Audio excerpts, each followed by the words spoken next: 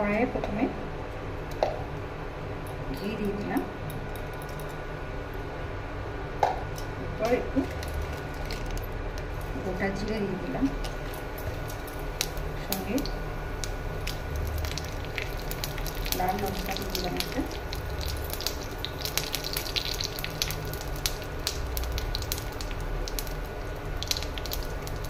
এলাচটা গুঁড়ো দারচিনি দিয়ে দিলাম,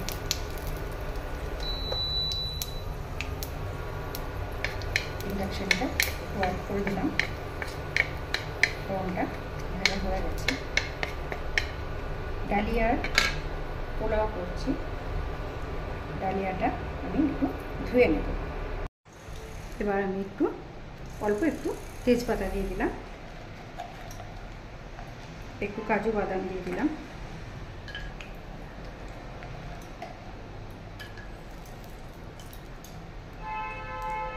আমি ডালিয়াটা খাই যে কোনো উপোসের দিনে, সেই জন্য আমি ডালিয়াটা করে দেখাচ্ছি। আপনারা যে যা খান, খাওয়াটা নিজের নিজের মন অনুযায়ী, ইচ্ছা অনুযায়ী করবেন। কারণ হচ্ছে আমার মেয়ে বলে যে যেখানে গুজরাটে যেমন যে আটা পাওয়া যায়, এই রিচুয়ালটার সাথে সেই সব জিনিস যুক্ত আছে বলে আমার মেয়ে মনে করে। হ্যাঁ, আপনারা জানাবেন কেন বা কী রকম, কেন খায়, কী ব্যাপার। আমাদের বাংলায় যেমন আমাদের যে কোনো পুজোতে ময়দা খায়, আটা খায়। হ্যাঁ, যেমন নারায়ণের, আমাদের বাড়িতে নারায়ণ আছে, বাপের বাড়িতে, তো নারায়ণের সিন্নি যেমন ময়দা দিয়ে দেয়, সেই জন্যে আমরা আমাদের বাড়ির রীতি অনুযায়ী আমরা ময়দাটা খাই। আপনারা যেটা খান সেটা দিয়ে করবেন। আমরা উপোসের দিনে ডালিয়াটা খাই, সেই জন্য আমি ডালিয়া করে রাখাচ্ছি।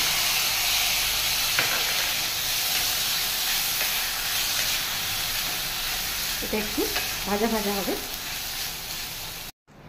একটু ভাজা ভাজা হয়ে গেছে এটা। এবার আমি এই বাটি করে গরম জল দিয়ে দেবো।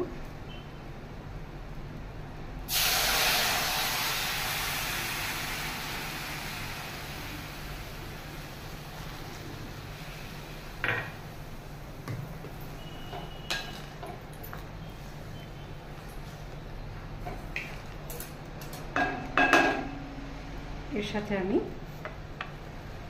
একটু আদা দিয়ে দিচ্ছি, গ্রেটারে করে ঘষে। যদি আপনারা ইচ্ছা করলে নাও দিতে পারেন, আমি দিচ্ছি। সঙ্গে একটু লবণ দিয়ে দেবো, সিন্দুক লবণ।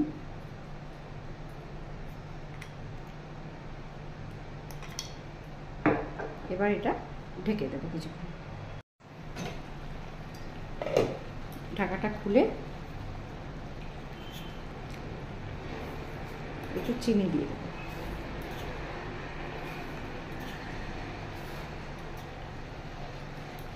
একটু কসুরি মেথি দেবো,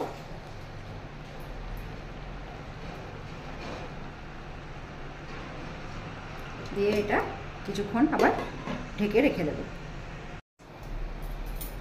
এবার ঢাকা খুলে দেখি,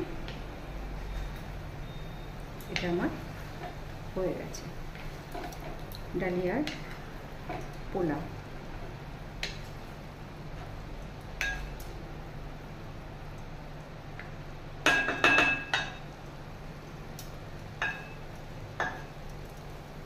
কিছুক্ষণ ঢাকা দিয়ে রেখে দেওয়ার পর তারপর আমি এটা পরিবেশন করে দেখাবো। কিছুক্ষণ পর এটা খুলে একদম ঝুরঝুরে পোলাও।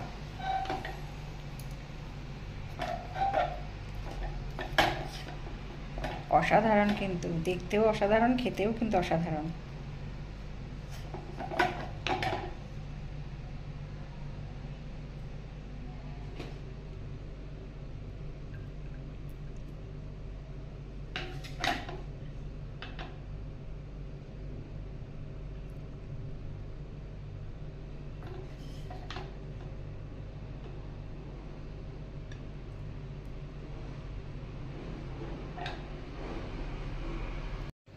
এরকমভাবে উপোসের দিনে ডালিয়া বানিয়ে দেখবেন।